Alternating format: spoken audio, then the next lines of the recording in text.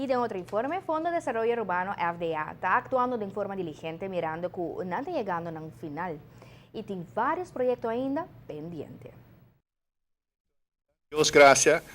tour, se não quase tour, está seca nos caba como FDA, para guardar, evaluar e para assim nós por executar tudo ainda de tempo que o trabalho resta nós. Nós temos plena confiança que nós trabalho assim o máximo e o outro visto para Aruba completo e para os visitantes não o resultado não que nós trabalho tem com o projeto aqui. E nós seguro nós seguir cooperar, de hora nós cumpre com a meta que nós temos 16 anos a passar quase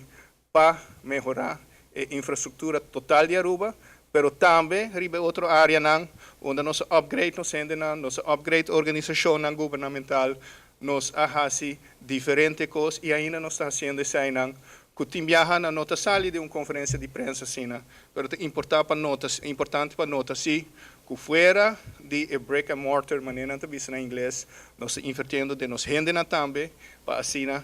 nós rende por carga é Aruba moderno que nós estamos criando. Meneer senhor Rosa mencionado o recapa, o Fundo de Desarrollo de Aruba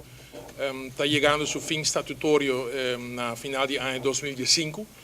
e o governo ha tomado a decisão para vir com continuidade do fundo e vetando também que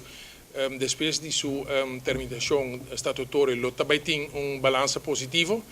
e também tomando na conta que a inversão é sumamente importante para a nossa economia e dengue também me espera que não somente via o sucessor do Fundo de Desenvolvimento de Aruba, mas também de parte do setor privado. Outro ano seguinte, há um projeto de inversão, qual tur fortificar o desenvolvimento econômico de Aruba. O Executivo de Governo, conjuntamente com o presidente da FDA, está viajando para a Holanda amanhã para mirar a possibilidade de uma continuação do fundo de FDA. Junto com a diretiva de FDA, nós lo sinta que o ministro Plasterk e sua colaboradora para nós deliberar enquanto a continuidade do Fundo de Desenvolvimento de Espécie 2015 e na que forma também nós vamos trasladar o projeto na fim de vida estatutória da fundação aqui ainda está em realização com nós vamos trasladar junto com o fundo